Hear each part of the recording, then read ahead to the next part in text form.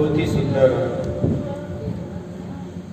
श्री रामदास जी महाराज के द्वारा रचित भक्तमाल ग्रंथ के माध्यम से हम सत्संग का श्रवण कर रहे हैं। श्री फरीद जी महाराज का जीवन प्रसंग प्रारंभ है।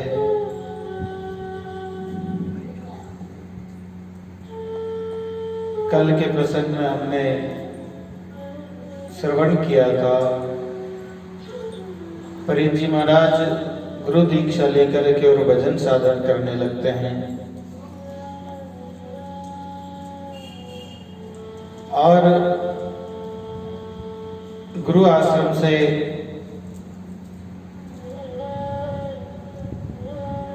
अन्यत्र एक निर्जन स्थान पर, जहां पर ज्यादा कोई भीड़ न हो, एकांत हो, वहां जाकर के भजन साधन करते हैं। लेकिन संत महापुरुष की भक्ति के प्रभाव से, उनकी साधना के प्रभाव से लोग वहां भी फरीद जी के पास आने लगे। फरीद जी महाराज हांसी में लंबे समय तक रुके थे और अनेक श्रद्धालुओं को भक्ति का ज्ञान का उपदेश दिया और जब उन्हें इस बात का आभास हुआ कि अब गुरु महाराज का जो शरीर है वो नहीं रहेगा, ये विचार करके जब ऐसा आभास हुआ तो वहां से दिल्ली के लिए रवाना हुए। बीच रास्ते में ही उनको इस बात का समाचार मिल गया कि उनके गुरुदेव जो है इस धराधाम को छोड़ करके चले गए। आश्रम पे पहुंचने के बाद में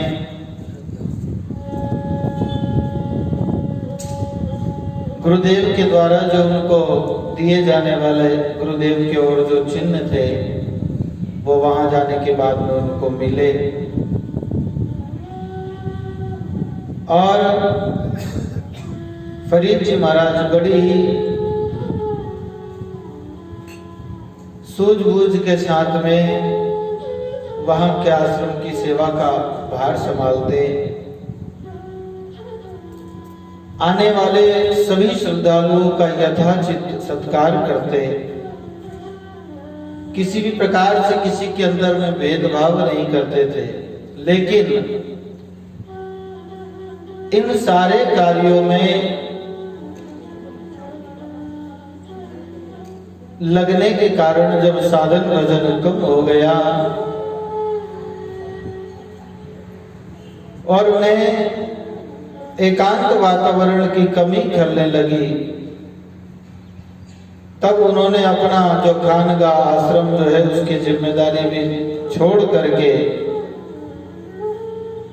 और एकांत के लिए रवाना हो गए। देखो, संतों की मौज जो है वो अलग प्रकार की होती है। संत सदा परमात्मा के सानिध्य में निवास करते हैं। कभी बहुत कुछ मिल जावे तो भी राजी है और कुछ न मिले तो भी राजी ही रहते हैं। परमात्मा जिस स्थिति में रखे संत उसमें राजी ही रहते हैं, लेकिन संतों को एकांत जो है वो ज्यादा प्रिय होता है। ज्यादातर एकांत में परमात्मा के सानिध्य में, परमात्मा के निकट रहना संत पसंद करते हैं। इसलिए भगवान भी उनके लिए ऐसा वातावरण, ऐसा माहौल जो है बना देते हैं जहां संत को अनुकूलता हो। श्री फरीद जी ने वहां से निकल करके और निर्जन प्रदेश में भगवान की बड़ी साधना की, परमात्मा का बड़ा नाम गाया। एक गांव के बाहर एक कुएं के पास निर्जन एवं शांत स्थान पर उन्होंने अपना आसन लगाया और खुदा की भक्ति में लीन रहने लगे। फरीद जी को अपनी इच्छा के अनुसार साधना के लिए एकांत वातावरण मिल गया। अब फरीद जी महाराज यहाँ बैठ करके घंटों घंटों तक परमात्मा की भक्ति करते, उनके नाम की माला फेरते, नाम स्मरण करते, घंटों घंटों साधना में बैठे रहते थे। क्योंकि निर्जन प्रदेश गांव से बाहर कोई भी वहां विक्षेप करने वाला नहीं। कहते हैं कि मालिक के वियोग में फरीद जी महाराज रात दिन विरह करते थे, रोते रहते थे। और उस विरह के कारण फरीद जी महाराज का जो शरीर है वो बहुत ही दुबला हो गया था। फरीद जी महाराज एकदम दुबले पतले से हो गए, अस्थि पंजर मात्र उनका शरीर रह गया। परमात्मा से मिलने की बड़ी उत्कंठा है, बड़ी आतुरता है। मालिक के प्रेम में इतने लीन हो गए कि उन्हें देह की भी सुधि नहीं रही। परमात्मा भी देखो, इतने लीन होने के बाद में भी भगवान ऐसे नहीं मिल जाते, परीक्षा लेते कि वास्तविक में अभी भी मेरे ही लिए साधना कर रहा है, संसार की और कोई कामना भी है। भगवान एक वृद्ध साधु के रूप में आए, फरीद को स्थिति में देख करके पूछा, बेटा क्या कर रहे हो? बोले महात्मन, मैं खुदा को मिलना चाहता हूं और उनके मिलने के लिए ही निरंतर उनके नाम का गुणगान करता हूं, लेकिन परमात्मा मुझे मिलते नहीं। आप कृपा करें, आप दया करें, ऐसा मेरे ऊपर कृपा हस्त रखे कि मुझे परमात्मा मिल जाए। उस वृद्ध महात्मा ने कहा, तुम भगवान से मिलना चाहते हो, खुदा से मिलना चाहते हो? बोले उसी लिए तो बैठा हो, वही खुदा से ही मिलना है। बोले ऐसे नहीं मिलेंगे। अगर तुम्हें खुदा से मिलना है तो अपने पैरों को बांध करके कुएं में ऊंधो लटक जा। अब यहां तो सुनना था कि फरीद जी महाराज उस कार्य के लिए प्रवृत्त हो गए। भगवान से मिलना है, परमात्मा से मिलना है। देर कौन करे? देर तो वो करता है जिसको मिलना नहीं है, वो अविश्वास करते हैं संतों की बातों पर। संत ने कहा तो फिर उसमें हम देखते हैं कि नहीं, ये ऐसा नहीं है, ये ऐसा नहीं है, ऐसा नहीं। या तो इतनी आतुरता थी संत से मिलने की, संत से, परमात्मा से मिलने की, कि संत की बात को फरीद जी महाराज ने तुरंत स्वीकार किया और कुछ तो मिला नहीं, वही पास से घास तोड़ करके उसकी रस्सी बनाई और उसी से पैरों को बांध करके कुएं के अंदर में लटक गए। कुएं के पास में रस्सी से बाल्टी खींचने के लिए वो लगाया जाता है लकड़ी का, उसे अलग अलग जगह अलग अलग नाम से पुकारते हैं। लकड़ी के दो खूंटे लगा करके उसमें एक गोल चक्का लगाया जाता है जिससे आसानी से जो है पानी खींचा जा सके। तो उस खूंटे में फरीद जी महाराज ने उस घास की बनाई रस्सी को बांधा, अपने तरफ एक तरफ पैरों में बांधा और उन्हें उसमें लटक गए। परमात्मा से मिलना है, किसी भी तरह के ना मिले।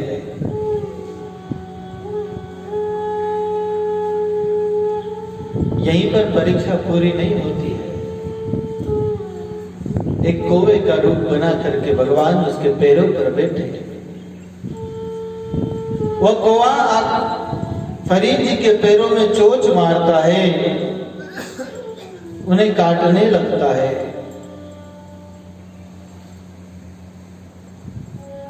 मालिक के प्रेम में इतने लीन हो गए फरीद जी महाराज, इतने मतवाले हो गए कि जब कौवा पैरों से, पिंडी से, जंगा से मांस तोड़ करके खाने लगा तो फरीद जी महाराज उससे प्रार्थना करते हैं, निवेदन करते हैं, हे कागा, तुम बेशक मेरे पूरे शरीर का मांस खा लो, मुझे कोई फिक्र नहीं है, लेकिन एक दया करना, एक कृपा करना मेरे ऊपर, मेरे नेत्र मत फोड़ना। वाणी में आता है, कुआ पर शेख फरीद ने बोली एक मीठी भाषा, चुन चुन कर खाजे कागला, मेरे हाड़ ऊपर का मासा। फरीद जी बड़े प्रेम से उस कागज से कहते हैं, कुआ पर शेख फरीद ने बोली एक मीठी भाषा। देखो कौवा काट रहा है, खा रहा है, शरीर में पीड़ा हो रही है, उधे लटके हुए हैं, लेकिन मुखार बिंदु से फिर भी कौवे के लिए भी इतना सुंदर शब्द निकला। चुन चुन कर खाजे कागला, मेरे हाड़ ऊपर का मांसा। इन हड्डियों के ऊपर जितना भी मांस है तू सब खा ले, लेकिन ये दो ही नैन मती ना फोड़ जे, मोए राम मिलन की आशा। मेरे नेत्र को मत फोड़ना, अगर तू नेत्र फोड़ देगा तो मैं परमात्मा के दर्शन कैसे करूंगा, इतनी कृपा करना। बाकी पूरा शरीर तुमको समर्पित है, ये कोई काम का भी नहीं है, इतना समय हो गया है, जर्जर हो गया है, इसके द्वारा परमात्मा मिलते नहीं, ये शरीर तुम्हें समर्पित है, लेकिन मेरी आंखों को छोड़ देना।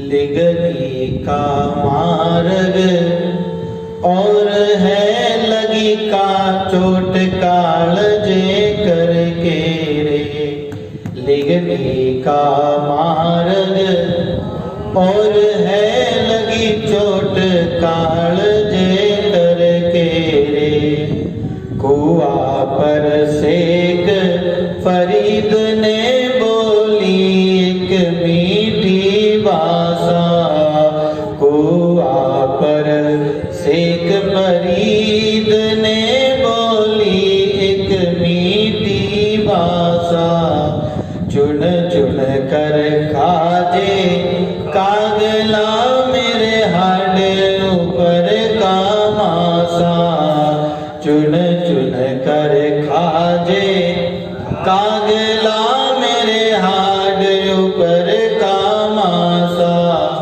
दोई नैन मती ना फोड़ जे, दोई नैन मती ना फोड़ जे, मोए पिया मिलन री है आशा, मोहे पिया मिलन री है आशा।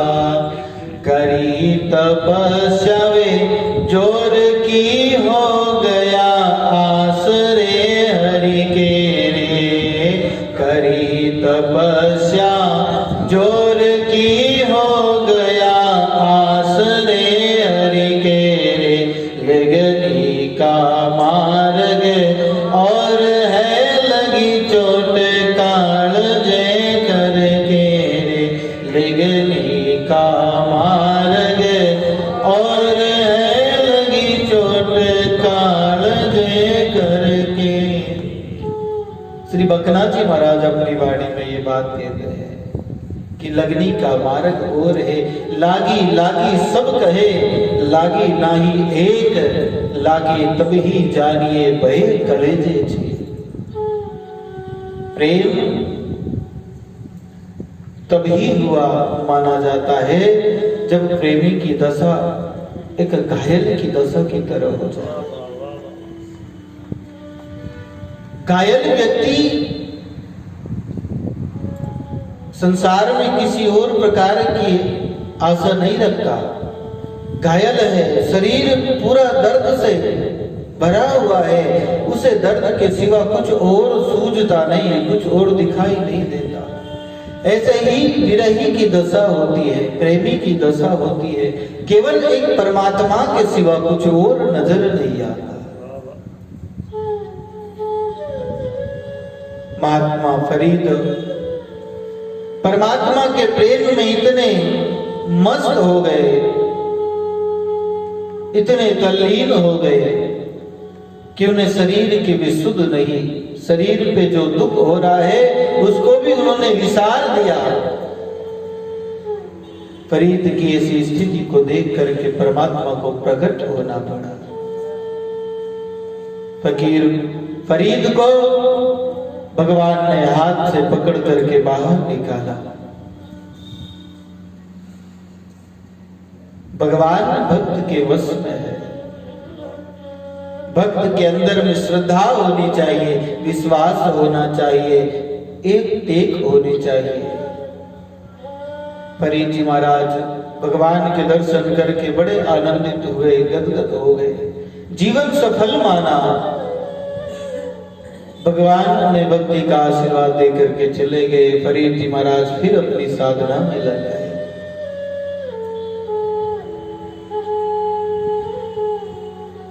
धीरे धीरे से फिर लोगों की भीड़ जो है उनके चारों ओर जमा होने लगी। विभिन्न धर्मों के लोग जो है फरीद जी महाराज के पास आते और तरह तरह की समस्याओं के निवारण हेतु तो उनके पास अपनी समस्या प्रस्तुत करते। कुछ समय पहले जहां से फरीद जी महाराज रहते थे, देखते ही देखते थोड़े समय में वहां लोगों ने रहना शुरू कर दिया। जहां कभी वह स्थान एकांत और वीरान हुआ करता था, वहां अब बस्ती बन गई। वहां भी एक खानगाह आश्रम बन गया। वहां पर लोग आकर के ठहरते। व्यक्ति चाहे वह किसी भी धर्म संप्रदाय का हो, उसे पूरा आदर सम्मान दिया जाता। अजोदन गांव में भी फरीद जी की लोकप्रियता दिन प्रतिदिन बढ़ती जा रही थी। और जब किसी व्यक्ति की लोकप्रियता बढ़ती है, उसका सम्मान बढ़ता है, यश बढ़ता है,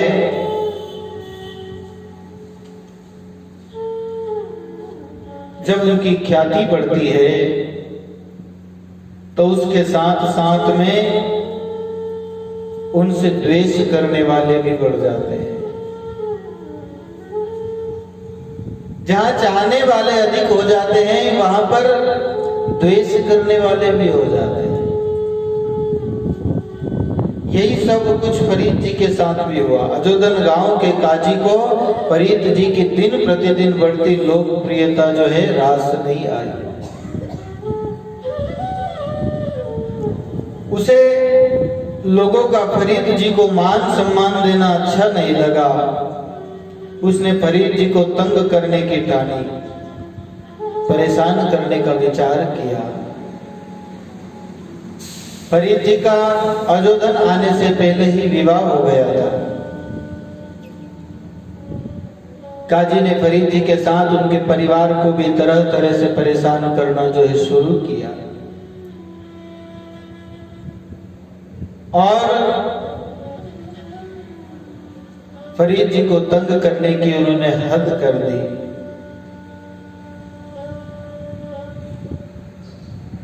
जब उन्होंने फरीद की हत्या करने का विचार किया कि ऐसे तो अपना बस नहीं चलता है, क्यों न इनको मार दिया जाए। उसने इस कुकर्म के लिए एक व्यक्ति को लालच देकर के राजी किया। जब वह व्यक्ति फरीद जी की हत्या करने के लिए उनके आश्रम में, उनके खानका पहुंचा, तो उस समय फरीद जी आंखें बंद किए बैठे थे। उनके निकट ही उनका शिष्य बैठा हुआ था। उन्होंने अपने शिष्य से कहा, आंख बंद थी फरीद जी की, उन्होंने देखा नहीं कि कौन आया कौन नहीं आया। उन्होंने उसी स्थिति में अपने शिष्य से कहा कि इस आदमी से कहो कि यहां से चुपचाप वापस चला जाए, ये जो आया है इनको वापस जाने के लिए कह दो। फरीद जी की बात सुनकर के वह आदमी शर्मिंदा हो गया और उसने जान लिया था कि फरीद वास्तव में रहस्यवादी सूफी संत है और उनसे कुछ भी छिपा हुआ नहीं है। इसलिए वह फरीद जी के चरणों में गिर करके क्षमा याचना करने लगा, माफी मांगने लगा। काजी को जब इस बात में पता चला कि हमारी जो योजना थी वो फेल हो गई तो उन्हें और भी अधिक क्रोध आया और साजिश करने लगा। इस बार उसने वहां के हाकिम को फरीद जी के खिलाफ भड़काना शुरू किया। देखो, जहां अच्छे लोग होते हैं वहां बुरे भी होते हैं और ऐसे जीव होते हैं जिनको केवल दूसरों का बुरा करने में ही आनंद आता है, दूसरे का मजाक उड़ाने में ही उनको आनंद आता है, दूसरे को कष्ट पहुंचाने में ही उन्हें रस मिलता है। ऐसे लोग होते हैं।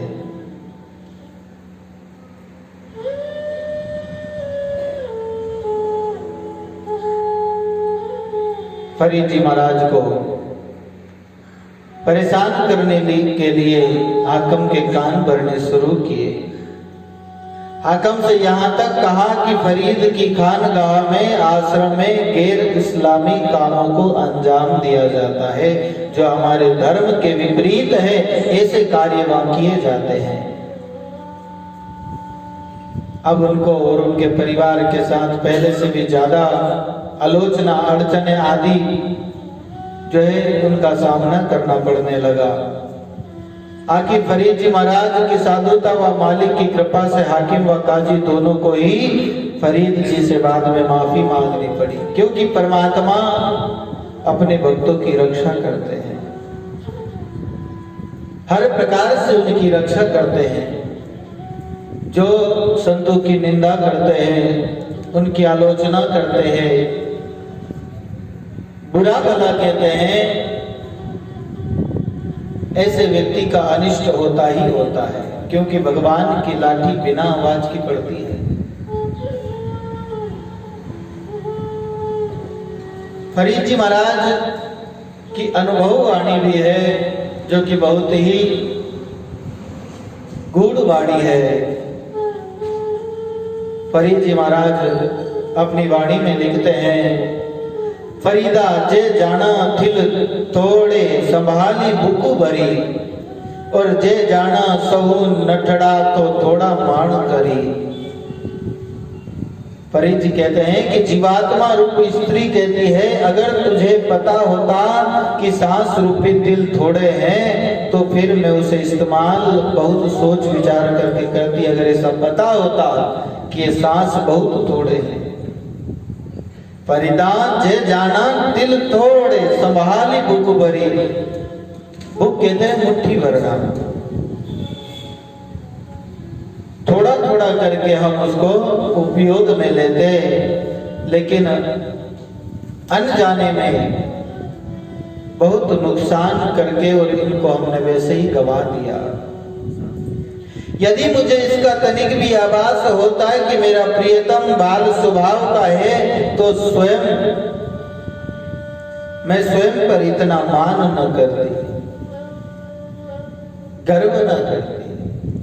परमात्मा को रिझाने के लिए, परमात्मा को राजी करने का प्रयत्न करते हैं। हम यही तो करते हैं संसार में। हम सांस की कीमत को न जान करके संसार में उसको लगाते हैं, और संसार में जो धन वैभव यश मिला हुआ है उसके अभिमान में हम गर्वित हो जाते हैं और परमात्मा को भूल जाते हैं। फरीद जी महाराज कहते हैं कि अगर ऐसा पता होता तो मैं उसको संभाल करके काम में लेता। जिनको पता नहीं है वो संभाल करके काम में न ले, बात अलग है। हमें तो गुरु कृपा से पता चला है कि सांस कितनी महंगी है। इसको हम सहज करके रखें। सहज करके रखने का तात्पर्य है इसका सदुपयोग करना।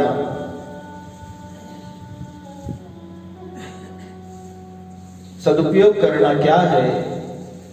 सांसों का सदुपयोग करना यही है कि हर सांस में परमात्मा का सुमरण होता रहे। सांस सांस कर सुमरना, बेटा सांस मत खोए, ना जानो इन सांस की आनो होवे ना। यही इनको संभालना है। साधन में लगाना ही इनको थोड़ा थोड़ा उपयोग करना है, और संसार में लगाना तो इसे व्यर्थ ही फेंकना है। पति होए न पलवे जे जली, तुमी देई फरीदा जो दोहागनी, रबदी झुरे झुरे है। जो संबंध आत्मा का परमात्मा से होता है, जो संबंध जैसे एक स्त्री का अपने पति से होता है, दोनों की मनोदशा समान होती है। जिस प्रकार एक कुमलाई मुरझाई हुई शाखा पानी डालने के बाद भी नहीं फलती फूलती, जो कुमला गई है, जो सूख गई है, उसमें कितना ही पानी डालो फिर वह नहीं फलती फूलती है। उसी प्रकार एक वियोगिनी दुहागिनी भी पति रूपी परमात्मा के वियोग में तड़पती रहती है। बिना मिले उसे किसी प्रकार का सुख नहीं मिलता। फरीदा माऊ मेड़ कमली जिन जीव राखिया नाव, जा दिन पुण्य मौत दे तो जीवन ना नाव। फरीद जी मृत्यु के सत्य को स्पष्ट करके कहते हैं कि मृत्यु वह अटल सत्य है जिसका समय बदला नहीं जा सकता। हमारी जो मृत्यु निर्धारित है, जिस समय होनी है उसी समय होगी, उसे कोई बदल नहीं सकता। हमारी अगर मृत्यु का समय नहीं है तो कोई लाख कोशिश करे तो भी मार नहीं सकता,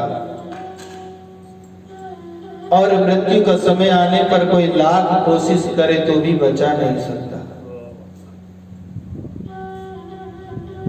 मृत्यु ऐसा अटल सत्य है जो टलता नहीं। अटल उसी को कहते हैं जिसको टाला ना जा सके, ऐसा अटल सत्य है।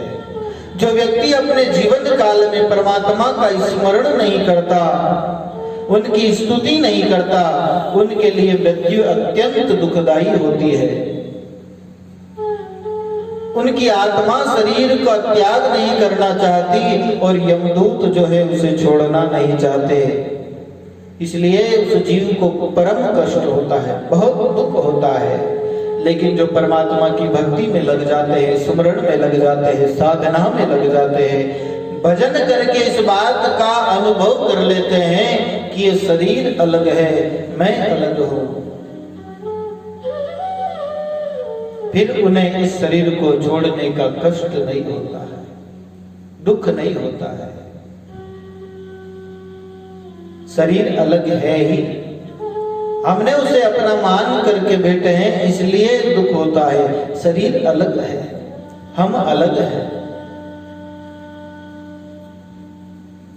किसी भी तरह से इस शरीर के साथ में हमारा जो संबंध नहीं है। ये शरीर पंच तत्वों से रचित और नाशवान है। हम उस परमात्मा चेतन की अंश रूप चेतन है।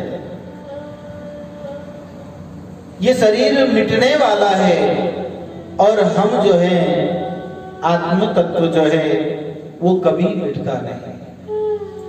नैनम छिदन्ति शस्त्राणि नैनम दहति पावक, न चैनम कलेदयं तापो न शोष्यति मारुत। इसे शस्त्र काट नहीं सकता, अग्नि जला नहीं सकती, जल भिगो नहीं सकता, किसी भी प्रकार से ये नष्ट होने में नहीं आता, क्योंकि ये परमात्मा का प्रतिबिंब स्वरूप है और परमात्मा जो है वो अविनाशी है।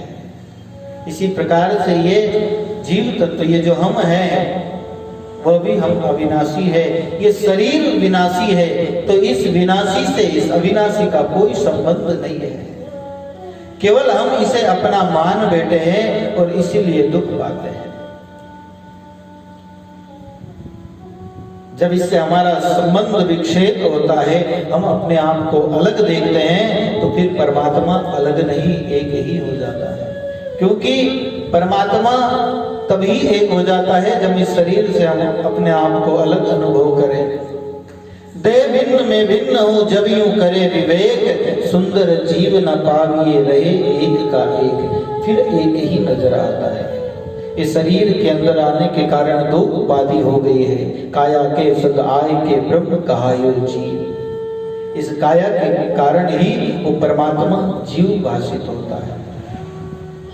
तो फरीद जी महाराज कहते हैं कि जिसने परमात्मा की भक्ति कर ली, सुमरण कर लिया, उसे मृत्यु का कष्ट नहीं होता, क्योंकि वो जान जाता है कि मृत्यु तो एक स्वप्न है, मृत्यु होती ही नहीं है। ये शरीर नष्ट होता है, शरीर तो हमेशा से नष्ट होता ही आ रहा है। जन्म से लेकर के इस शरीर के नष्ट होने की प्रक्रिया प्रारंभ है। ऐसा एक भी क्षण नहीं जाता कि तब जब ये शरीर नष्ट नहीं होता, हमेशा से नष्ट हो रहा है। एक दिन ऐसा आता है जब ये पूर्ण रूप से नष्ट हो जाता है, जिसे हम मृत्यु कहते हैं। बाकी नष्ट तो हर क्षण होता है, जन्म लेते ही मृत्यु प्रारंभ हो जाती है। फरीद जी महाराज अपनी वाणी में फरमाते हैं, फरीदा बन्नी गड़ी सुवर्णी टूटी नागर लजो, जो सजन हुए भारते ते किड़ अवही अजो। फरीद जी कहते हैं, जब मौत के फरिश्ते का बुलावा आता है तो उस समय मनुष्य को उसके अपनों से, उसके चाहने वालों से दूर करने में जरा भी देर नहीं लगती है। मौत एक क्षण में सबसे अलग ले लेती है, एक झटके में सबसे परिवार से दूर कर देती है। वह सांसों की डोर को पतंग की तरह एक झटके में तोड़ करके जीव को निर्जीव बना देती है। ये शरीर फिर एक जड़ हो जाता है।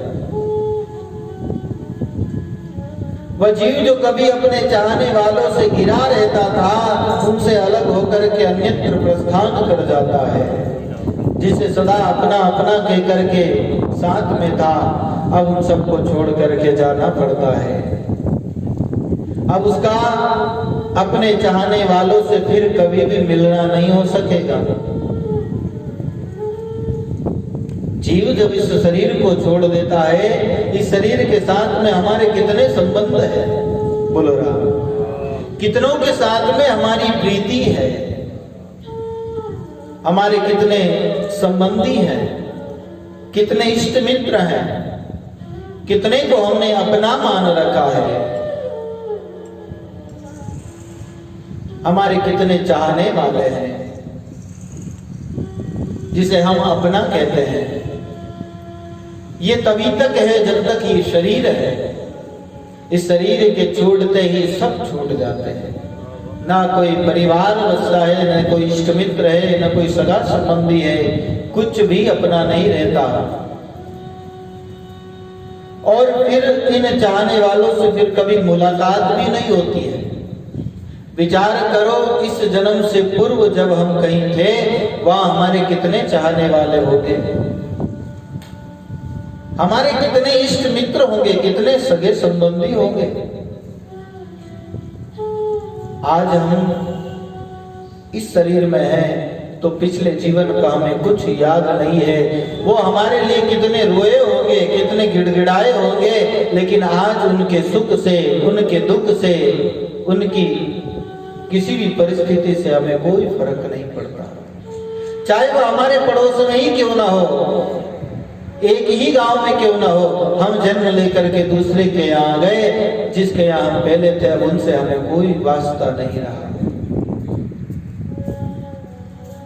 कुछ समय पहले ही जो हमारे सब कुछ हुआ करते थे, जिनके दुख में हम दुखी होते थे, जिनके सुख में हम सुखी होते थे, आज उनसे कोई संबंध नहीं रह गया। यही तो जीवन की सत्यता है। जिसका संबंध एक समय टूट जाता है, कुछ समय के लिए ही रहता है, वो वास्तविक संबंध नहीं है। इस सत्यता को जानना चाहिए।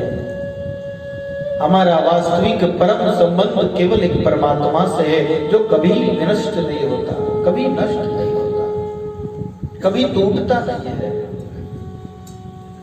संसार का संबंध आज है, कल नहीं रहेगा, लेकिन परमात्मा का संबंध तो आदि से है, पहले भी था, अभी भी है और आगे भी रहेगा। बोलो राम। इसलिए इस नश्वर जगत की एक क्षणिक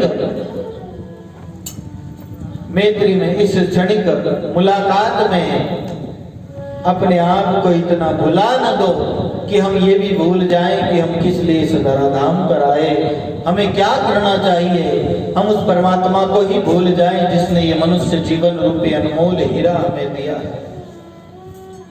बोलो राम।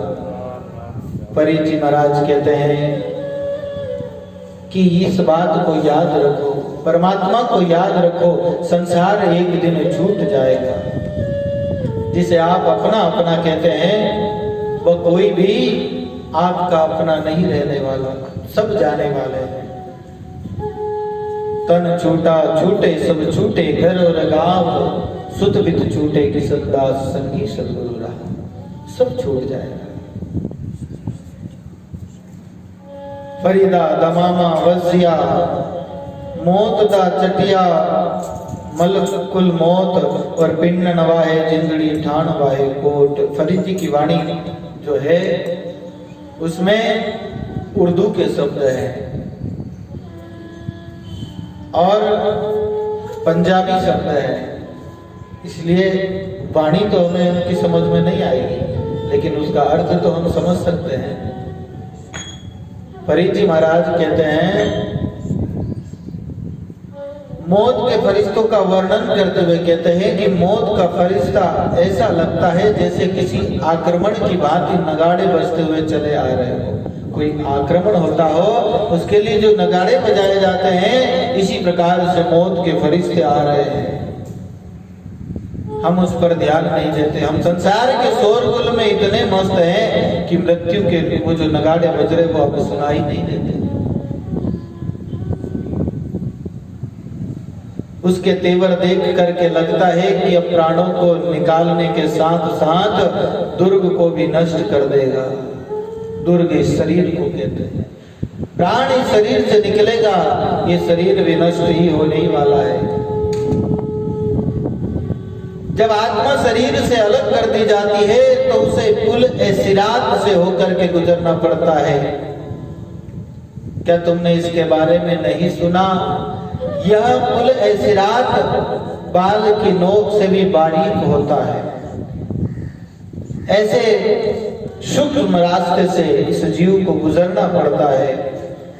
तो खुदा के बंदे तुझको सावधान करते हैं, अतः तू यूं ही बेखबर होकर के अपने आप को मत ठग। खुदा के बंदे परमात्मा जो है, परमात्मा के बंदे जो हैं, संत भगत हैं, वो हमें सचेत करते हैं, हमें जागृत करते हैं। इस संसार के अंदर में ठगाना नहीं। संसार ठगने वाला है। ये हमारे पास से हमारा सबसे अमूल्य जो पदार्थ है उसे ठग लेता है। ये मनुष्य जीवन का जो समय है ये सबसे अमूल्य है। ये संसार उस अमूल्य समय को ठग लेता है।